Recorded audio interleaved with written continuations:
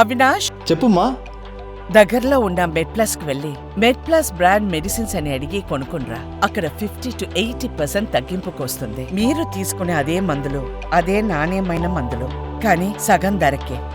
ప్రజా విజయోత్సవ సభ సక్సెస్ అయిందని, వరంగల్ జిల్లా కొత్త రూపాన్ని దాల్చబోతోందని అన్నారు ఎమ్మెల్యే నాయని రాజేందర్ రెడ్డి. ఉమ్మడి రాష్ట్రంలో కూడా ఇన్ని నిధులు లేవన్నారు. ఈ సందర్భంగా అభివృద్ధి నిరోధకులు, బీఆర్ఎస్ నాయకులంటూ గులాబీ నేతలపై తీవ్ర స్థాయిలో ఫైర్ అయ్యారు. టీం వర్క్ పోయి కూర్చొని చేద్దామని ఒక్కరోజు ఆలోచన చేసిండ్రా? ఇవేమి చేయకపోగా వచ్చినప్పుడల్లా 10 వాగ్దానాలు చేసి చారణ దావత్కు బారాన ఖర్చు పెట్టినట్టు వచ్చినప్పుడల్లా ఆడ కూర్చొని మొత్తం ఖర్చులన్నీ పెట్టించి మళ్ళీ ఆడికెళ్ళి తీసుకొచ్చేదో పెట్టినట్టు, భద్రకాల పని డెవలప్ ఏం చేసినా అక్కడికే తెచ్చి పెట్టినట్టు, లేకపోతే సీఎం ఏదో జీవో ఇచ్చి ఫండ్ తెచ్చినట్టు మన సొమ్మును మనకి కూడా తీసుకుపోయాడ పెట్టించింది. అసలు మన వాళ్ళకి సిగ్గెట్ అనిపిస్తలేదో ఇంతమంది సమక్షంలో ఇన్ని జీవోలు ఎన్నడన్నా జీవో ఇచ్చిండ్రా వాళ్ళు? మీ అందరు సాక్షిగానే ప్రెస్ మీట్ పెట్టే చేస్తున్నాం కదా, అయినా ఏ విధంగా అదర కొడతారో వీళ్ళ ధైర్యం ఏదో నాకు అర్థమైతే లేదు. ఉమ్మడి జిల్లాకు ఇన్ని నిధులు ఆంధ్ర రాష్ట్రం ఉన్నప్పుడు కూడా ఏ రోజు కూడా రాలేదు. ఇన్ని నిధులు ధైర్యం తీసుకొచ్చి ఇంకా ఇస్తా అని చెప్పి మాట్లాడుతుంటే, అభినందించుకుంటూ పోయి ఈ మాటలు మాట్లాడుతుంటే బాధ అనిపిస్తుంది. వీళ్ళని ప్రజలు క్షమించరు. వీళ్ళని ఎట్టి పరిస్థితుల్లో వీళ్ళని ద్రోహులని, తెలంగాణ ద్రోహులని, వరంగల్ జిల్లా అభివృద్ధి ద్రోహులని తప్పకుండా ప్రజలు తరిమి కొడతారని నమ్మకం అయితే నాకు ఉన్నది.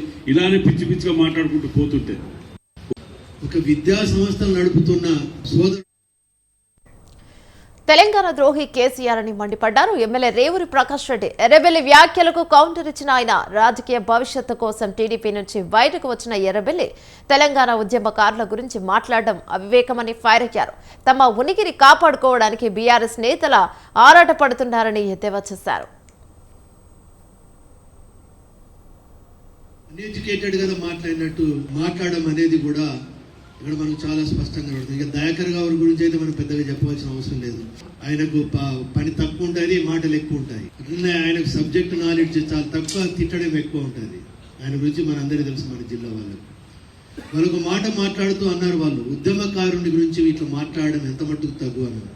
అసలు ఎవరు ఉద్యమకారుడు? నాకు ఒక విషయాన్ని స్పష్టంగా వాళ్ళు చెప్పాల్సిన అవసరం ఉంది. తెలంగాణ సెంటిమెంట్ తోటి తన రాజకీయ పబ్బం గురించి, తన రాజకీయ భవిష్యత్తు గురించి తెలుగుదేశం పార్టీ నుండి మంత్రి పదవి ఇవ్వకుంటే బయటకు వచ్చి ప్రజలలో ఒక సెంటిమెంట్ను అడ్డం పెట్టుకొని రాజకీయం చేసి ఇవాళ ప్రజల భాగస్వామ్యంతో 1200 మంది యువకుల యొక్క బలిదానంతో మరి తల్లి సోనియమ్మ గారు మనసు చెల్లించి ఎన్ని దశాబ్దాల పాటు ఉన్న తెలంగాణ కాంక్షను ప్రజల అభిప్రాయాన్ని గౌరవించి తెలంగాణ ఇచ్చింది సోనియమ్మ గారు. కానీ ఒకటి వాళ్ళకు జవాబు చెప్పాల్సిన అవసరం ఉంది. అసలు తెలంగాణ బిల్లు పెట్టేటప్పుడు పార్లమెంట్లో ఉన్నాడా చంద్రశేఖరరావు గారు? తాగి ఫామ్ హౌస్లో ఉన్న వ్యక్తి ఇవాళ తెలంగాణ ఉద్యమకారుడు అనడానికి సిగ్గు అనిపిస్తలేదా? వీళ్ళకి అనిపిస్తుంది. ఆయన ఉద్యమకారుడు కాదు, ఒక రకంగా చెప్పాలంటే ఇవాళ తెలంగాణ ద్రోహి. ఒక